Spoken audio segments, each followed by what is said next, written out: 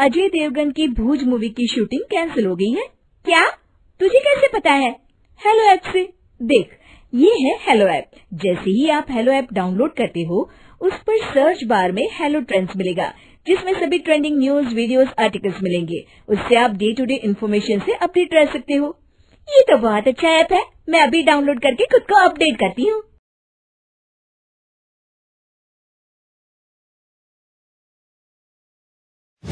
सलोनी बहुत ही सीधी और भगवान को मानने वाली थी, लेकिन उसकी सौतेली माँ उसके सीधेपन का फायदा उठाती थी और उस पर बड़े अत्याचार करती थी। जरा सी चूक हो जाने पर उसकी खूब पिटाई करती। अरे सुनते हो, कोई लूला लंगड़ा देख इसकी शादी तय करो और इसे इस घर से बाहर का रास्ता दिखाओ। सलोनी के पिता जानते थे कि मीना एक चांडाल औरत है, इसलिए वो एक अच्छा घर देख सलोनी की शादी कर देते हैं। लेकिन वहां भी सलोनी से जलने वालों की कमी नहीं थी।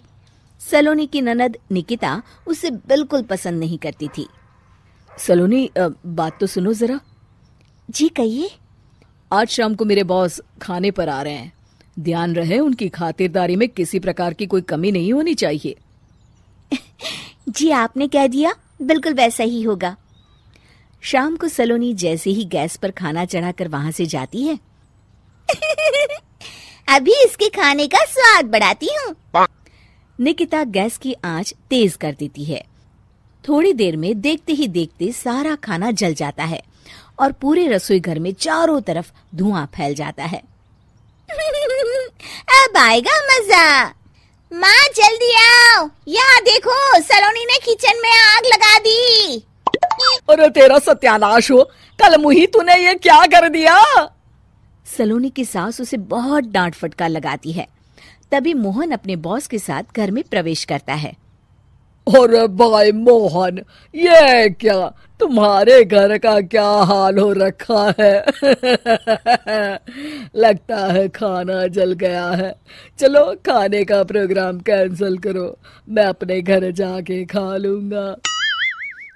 सर, दरअसल वो सर मुझे माफ कर दीजिए। अरे कोई बात नहीं, घरों में ये छोटी मोटी बातें होती रहती है। मैं समझ सकता हूँ, फिक्र मत करो, मैं नाराज नहीं हूँ और इस बात का तुम्हारे प्रमोशन पर भी कोई असर नहीं पड़ेगा। चले अब चलता हूँ मैं। बॉस के जाते ही मोहन सलोनी पर भड़क उठता है और उसे खूब खरी खोटी सुनाता है। भगवान, मेरी माँ तो कहती थी कि अच्छे लोगों के साथ हमेशा अच्छा होता है, फिर मेरे साथ ही बुरा क्यों होता है? आखिर मेरी गलती क्या है?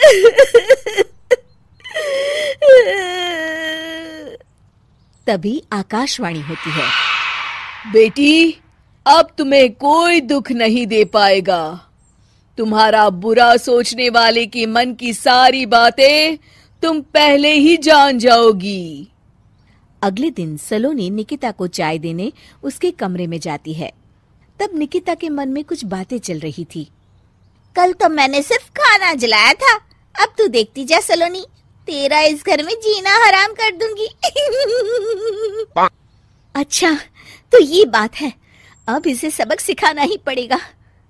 कुछ दिनों के बाद, सलोनी, मेरे कपड़े जल्दी से प्रेस कर दो, ऑफिस के लिए देर हो रही है।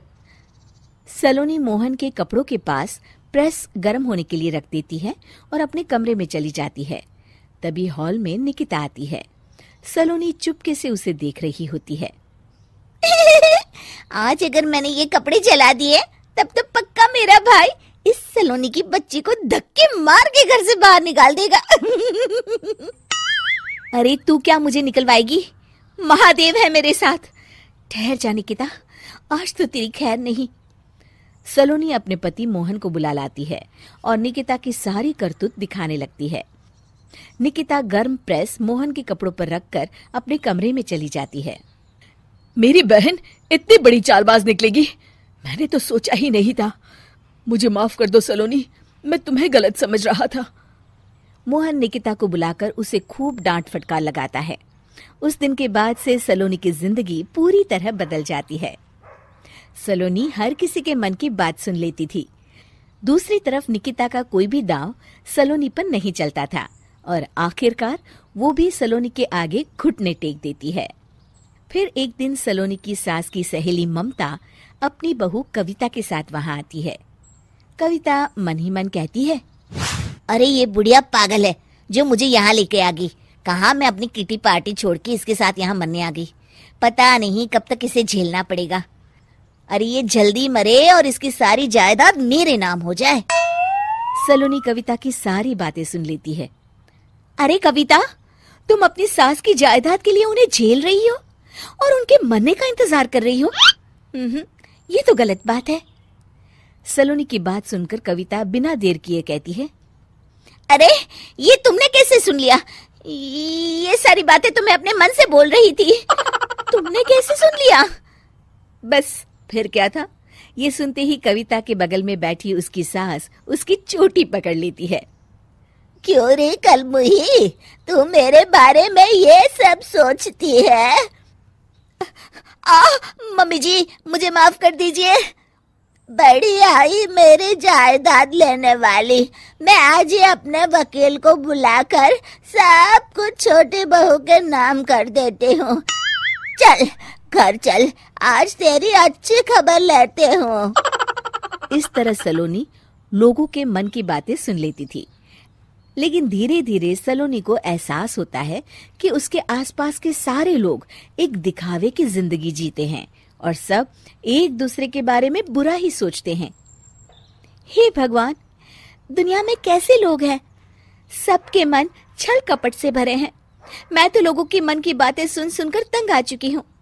मैं अपनी जिंदगी में अब बहुत खुश हूँ। अब आप मुझसे ये शक्ति वापस ले लीजिए भगवान। इस तरह भगवान सलोनी को दी हुई शक्ति वापस ले लेते हैं और सलोनी एक आम जिंदगी जीने लगती है।